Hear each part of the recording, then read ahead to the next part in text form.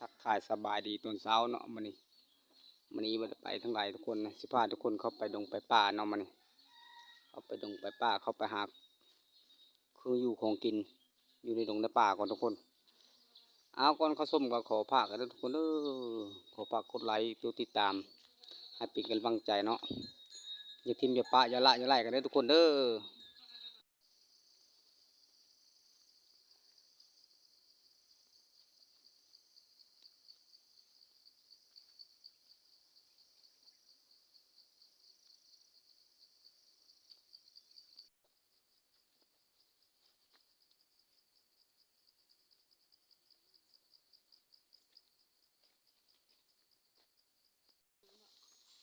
มาหอดลงหอดป่าแล้วก็หาดำสีมก็ทุกคนเลยหาดำสีมคุดมั่นเนาะทุกคนเนาะมันแมททุกคนมันป่าทุกคนเนาะภรรยาคอยเองทุกคนเรากำลังตัดดำสีมนะทุกคนเนาะตัดดำสีมนี่ทุกคนตัดดำสีมคุดมั่นคือว่าวิถีชีวิตของครอบครัวเขาจริงๆอันนี้ก็แม่ว่าชาวบ้านเขาก็คือกันนะทุกคนเนาะหาดงแม่ว่าคนดงคนป่าก็แม่นเพราะว่าที่อยู่อาศัยก็เม็ดที่ชาวอยู่หากินก็อยู่ตามดงตามป่าทุกคนเลยถือว่าขุดมันบ่เนาะขุดกิโลบ่หาพักเนาพักน้ำถือว่าชีวิตของคนมันนกของหน้าทุกคนเลยเนาะไปตามดงตามป่ามันนี่เนาะแต่สุดหลายตัวเมืองก็บ่ค่อยได้เข้าทุกคนเลยดุนก็จะเข้าเท่านึงเนาะค่อยได้ไปว่างั้นซะเพราะว่ามันไกลทุกคนเลยยกตัวอย่างไปบูรพาก็30-40 กิโลทุกคนกิโลเมตรแล้วไปมหาไส้ก็ลัก100 กิโลทุกคนไปใช้บุทองก็ลัก70-80ทุกคนก็เลยอาศัยอยู่ตามดงตามป่าหากินกันเนาะมาพากันไปขุดมันก่อนทุกคนเลยมันป่าแต่ขุดอยู่ในกลางโซนเนาะทุกคนมันเกิดเป็นคือทุกคนเลยแล้วก็พากันไปทุกคนติดตามไปน้ำกันนะทุกคนอย่าปะอย่าทิมกันนะทุกคนหลังจากหาดำซีมเห็ดดำซีมแล้วก็มาเห็นคือมาในทุกคนเลยภรรยาคอยกำลังขุดอยู่เนาะถือว่าประมาณนี้ทุกคนเนาะคือมันก็ถือว่าคือกะเล็กๆทุกคนเลยเจ้าอยู่ตรงนั้นเลยมันเพิ่นจะเห็นเงาเขาบังเนาะถือว่าคือประมาณนี้เนาะอันนี้คือหูโคงเขาเนาะทุกคนถือว่าเล็กทุกคนเลยแต่ได้2คือแล้วทุกคนแต่ว่านี่เนาะก็ได้หูนึงทุกคนเนาะถือว่ามันอันนี้ล่ะเรียกว่าต้มหวานต้มหยังกินก็ได้ทุกคนเลยข้าวโพข้าวแม่คอยเอ็นก็การละเขาเจ้าละลึงมาว่าตึกข้าวสงครามโลกเนาะครั้งที่2เพิ่นเล้าเนาะกินอันนี้นะเนาะกินหัวมันนี่แหละทุกคนเลยกินต่างกินต่างเข้าทุกคนกินต่างเข้าต่างเนาะกับพ่อเอาตัวเองรอดทุกคนเนาะถือว่าเป็นเข้าทุกคนเป็นเข้าของคนรุ่นเก่าเนาะแต่ว่าปัจจุบันนี้ก็ยังเป็นรักอยู่เนาะรักอย่างว่าอยากต้มหวานต้มหยังกะกินเนาะทุกคนเนาะเอามือต้มหวานเอามือแกงใส่ผักใส่หญ้าก็ได้ทุกคนเลยแกงใส่ผักนอกผักหนามก็ได้พากันไปหาอีกทุกคนเนาะมันสิได้หลายจังไดทุกคนเลยในหลายการลุ้นไปนำกันเนี่ยเนาะการขุดมันก็ได้วิธีของคุณสมัยศูนย์ก็เนาะโอเห็นเลยทุกคนเห็นแล้วทีนี้คือที่3ทุกคนเฮ้ยมาขุดทุกพี่เด้อเฮ้ยเด้อทุกคนเนาะรอทาภรรยาคนหนึ่งไปหาคือมันก่อนเนาะอันหาคือมันเพิ่นกะปุ๊มันบ่พร้อมทุกคนว่าง่ายใช่เนาะปุ๊มันล่ะก็เห็นแล้วก็ปุ๊มันจับปะหลังเห็นมันคือแล้วก็ขุดถือว่าเห็นเข้าของคนโบราณแล้วขุดคนเลยภรรยากำลังปลูกมันต้นเนาะทุกคนเนาะปลูกมันต้นสูวิกแน่แล้วก็หากินมื้อกินแน่ทุกคนนะว่าง่ายซะวิถีชีวิตของคนสมัยศูนย์กับประมาณนี้ทุกคนเลย นี่เลยมันกำลังขุดทุกคนถือว่ากำลังขุดทุกคนโอ้ก็ใหญ่อยู่ว่าทุกคนเนาะรู้น้ำกันทุกคนบางอันก็เลิกทุกคนเป็นเม็ดข้าวก็ยังน้อยๆไปขุดแม่อยู่ป่าคือเก่าทุกคนเนาะถือว่าแล้วเลยสักพักนึงก็ได้โอ้ตัวมันใหญ่ทุกคนเกือบเป็นหน้า10ทุกคน10 เซนทุกคน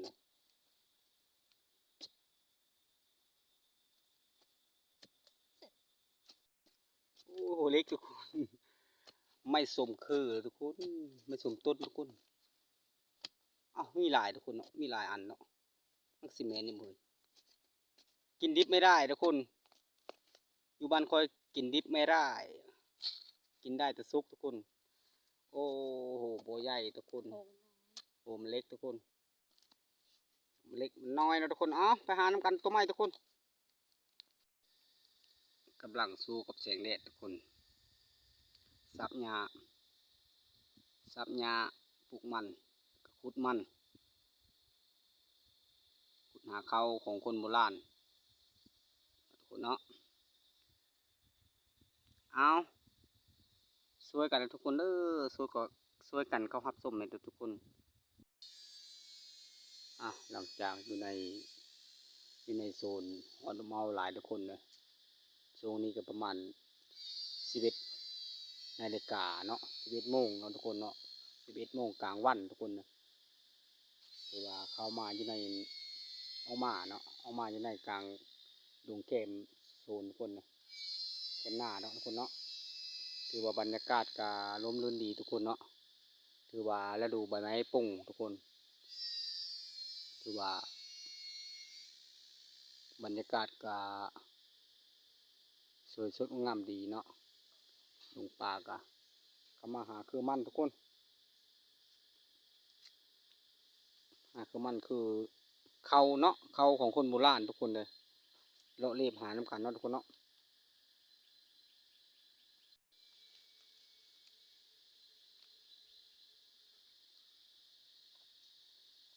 โอ้เจออีกแล้วทุกคนเจออีกแล้ว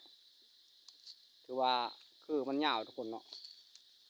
แต่จังใดก็ได้ว่าคือทุกคนเลยเพราะว่าภาษาบ้านคอยเว้าแบบนี้เนาะว่าผิดว่าพลาดก็จะว่ากันทุกคนโอ้คือนี่ยาวดีทุกคน4-5 เมตรเนาะหูอาจจะใหญ่ทุกคนเนาะหูยาวๆแค่นี้ทุกคนเนาะลามลงมาประมาณ3 เมตรทุกคนคือของเขาเนาะนี่ทุกคนคือของเขาทุกคนนี่ทุกคนเนาะเดี๋ยวยืนเข้มทิ้งทุกคนเลยบรรยากาศจะเข้มทิ้งทุกคน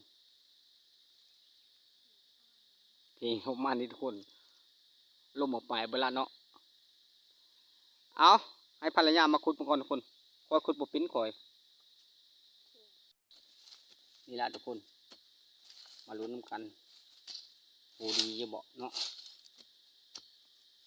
เดี๋ยวว่าเราตายหักไม้เนาะทุกคนดูพื้นคนตะกี้ตะเก้ากินแท้ๆทุกคนเลยทำบอกกินกับไรเนาะทุกคนเนาะข้าวผัดบะหมี่อยู่แต่ในทำในหูเนาะทุกคนคิดว่ามากอะคิดสงสารเนาะแต่ข้าวพ่อข้าวแม่ภาพมืดโมกาขอโทษขอไฟทุกคนเด้อเพราะว่าบางช่วงก็มืดโมภาพก็ได้ไม่ว่ากันนะทุกคนเด้อเห็นแล้วทุกคนแต่ว่าหักไม้หลายเนาะทุกคนเนาะแต่ว่าคุดครั้งนี้แหละภรรยาว่าเอามือต้มหวานเพิ่นว่าเนาะโดนแล้วไม่ได้กินต้มหวานเนาะทุกคนเชฟดีทุกคนเลยมันสิได้หรือบ่แต่ว่ามันสิได้หรือบ่ได้เขากับหมูน้ำเนาะอันนี้ก็หลายหลายบ่ได้คืนนี้ก็หาคืนหน้าได้สันใบก็เอาสันนั้นเนาะทุกคนเนาะใหญ่อยู่ใหญ่เนาะลุ้นน้ำกันทุกคนสิได้สิน้อยหรือใหญ่ก็ไม่รู้ทุกคนโอ้ยทุกคนหักอีกแล้วทุกคนมันลึกทุกคนลึกดีเนาะประมาณนี้ทุกคนเนาะสวยดีทุกคนโอ้กินแซ่บทุกคนนึ่งทุกคนเดินนึ่งแบบว่าเขาว่าภาษามันค่อยเนาะค่อยคนทุกคนไปเว้าแบบบ่เข้าใจก็แบบนึงละมาบายมามองเขา ภาษามันค่อยเว่านั้นเนาะถือว่ามามองเขาแล้วโอ้กินตอนเช้าทุกคนเขาละร้อนข้าวเหนียวเด้อทุกคนกินแล้วแซ่บดีทุกคนเลยก็คือว่าล่ะเนาะมักผายมักมันเนาะเอาอีกทุกคนเลยอ่านกันบัดนี้แหละเนาะได้จำได้ก็เอาเลยทุกคนเนาะหลังจากขุดมันเนาะตอนในคาบเช้าแล้วก็มาเฮ็ดอยู่คือกินกันทุกคนแกงผักเนาะต้มทุกคนนะต้มผักเน่าผักคะเนาะทุกคนเนาะกินข้าวง่ายก่อนอยากรับประทานอาหารทิ้งก่อนอยากหาคุดตื้อมีทุกคนเลยในเนาะได้หลายจำได้กันเนาะถือว่าช่วงเก็บผักกันนี้ก็บัได้ไปถ่ายทุกคนนะก็บัได้ถ่ายวิดีโอให้ให้ซูมมาเห็นเนาะถือว่าเพราะว่าค่อยเคยถ่ายแล้วเนาะถ่ายหลายก็ยันทุกคนเบื่อว่าง่ายซะเนาะโอ้ตัวนี้ก็คือทุกคนดีแท็กก็อยู่ในเข้มเทงเนาะทุกคนเนาะคือนี่ก็แต่มันเข้าหกทุกคนเนาะยาวอยู่ทุกคนเนาะโอ้คือนี่ก็ใหญ่ทุกคนกินข้าวก่อนจะคุดทุกคนเนาะรับประทานอาหารก่อนจะคุดกำลังตำเจียวทุกคนเจียวกับประมาณนี้ทุกคนเลยของกินบ้านๆเลยทุกคนเด้อกินอยู่เข้มเทงทุกคน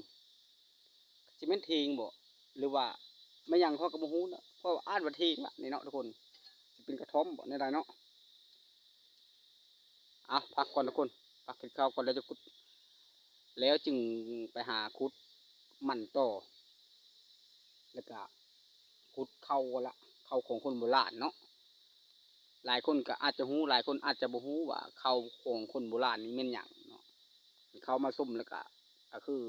มันนี่แหละทุกคนอันนี้เรื่องจริงทุกคนเลยพ่อแม่คอยก็เล่าเรื่องเนาะอยู่ทุกวันนี่ก็ละเพิ่นก็เล่าเรื่องสุฟังอยู่ทุกคนมากินข้าวกินน้ำกันทุกคนห่างกันประมาณนี้ทุกคนเลยต้มผักเน่าจำแจ่วพริกอร่อยดีทุกคนกินบรรยากาศอยู่ในกลางดงกลางป่ากลางเพลงมาเด้อทุกคนเด้อกินข้าวแล้วก็ไปหามันโตหลังจากกินข้าวกินน้ำอิ่มแล้วก็พักผ่อนจังนี้จังน้อยแล้วก็เลาะหาเครือมันทุกคนเลาะหาเครือข้าวเนาะคือข้าวของคนโบราณมองนี้บ่จะเห็นทุกคนบ่จะมีทุกคนมันกับเขากับโมเมนต์ที่ว่าอยู่ไปทุกที่ทุกคนสลายก็อยู่ไปจุดอันจุดใดมันมีก็มันมีตามกันทุกคนขันจุดบ่มีก็คือเห็นนี่ละบ่เห็นทุกคน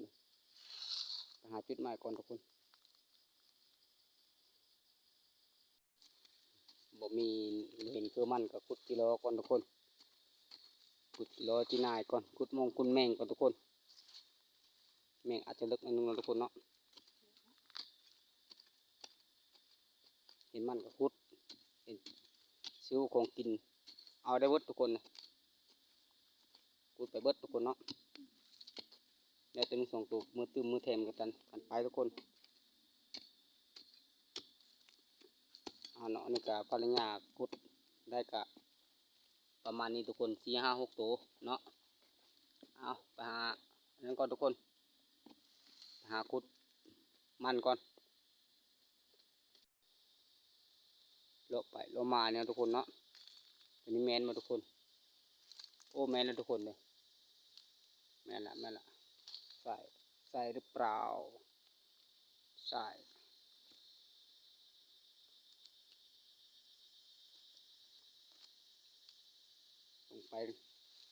ลงไปตรงไหนครับโอ้ลงตรงนี้ทุกคนรอลุ้นกันทุกคนตาภรรยามาก่อนหลังจากภรรยามาแล้วก็ขุดคือเก่าทุกคนโอ้จีดีอยู่บนทุกคนได้จำใดก็เอาเนาะทุกคนเนาะแต่โหบดีปันใดก็เอาทุกคนนะแต่ว่าก็คือเขาบอกเนาะมันก็ยากหน่อยนึงเพราะว่า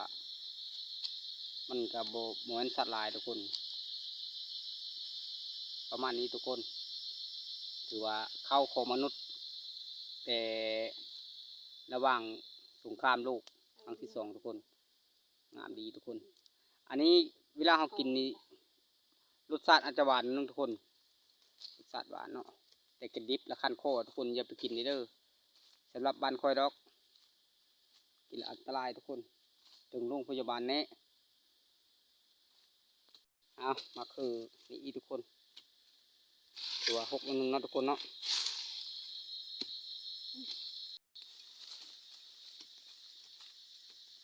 สงสัยอาจจะบ่ได้ละคือนี่ทุกคนเลยได้ประมาณ3-4 อันแล้วทุกคนเนาะโหมันเล็กทุกคน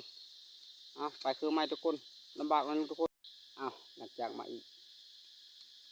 ต้นตกไปทุกคนได้หรือบ่เนาะแล้วบ่ได้กะพูดไปทุกคน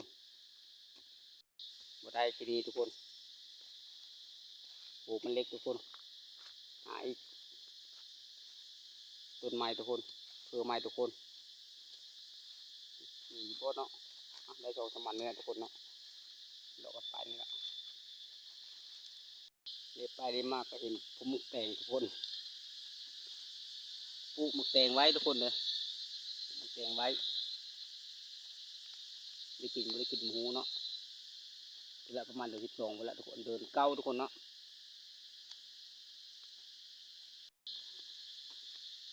ขุดมันบ่ได้ขุดกิโลคือเก้าทุกคนขุดแมงคือเก้าทุกคนขุดทุกอย่างมันนี่ได้กินอย่างกับหมูเนาะวันนี้สายขุดทุกคนเลย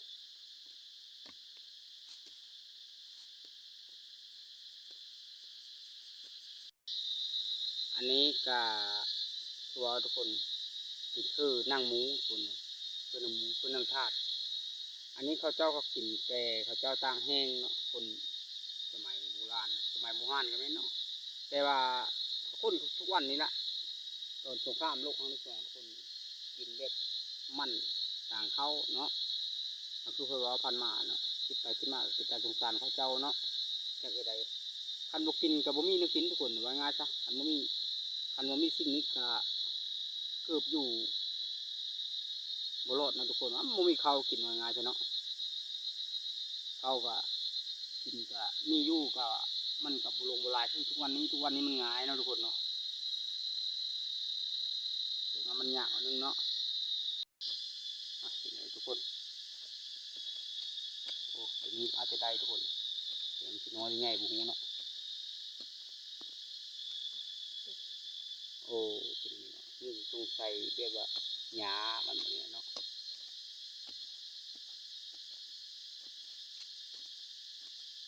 ถือว่าพูดมันก็ประมาณนี้ทุกคนเลยเนาะแล้วจะเอามารวมกันเนาะทุกคนแบบนี้ทุกคนเนี่ยขุดมันขุดเพื่อขุดมันขุดอย่างก็ได้แบบนี้นะเนาะถือว่ามันกระบอกง่ายได้อย่างขึ้นมาก็ได้อ้าวเนาะถือว่าวิดีโอนี้ก็จบจำนี้ทุกคนเนาะการไปหามันก็ได้ผลงานมันก็ได้จำนี้เนาะนี่ก็ที่ได้ขับรถไถมือก่อนทุกคนเนาะไปทุกคนไปมือนำกันขอฝากกดไลค์กดติดตามทุกคนเด้อให้เป็นกำลังใจสร้างสรรค์คลิปต่อไปเนาะขอขอบใจที่รับชม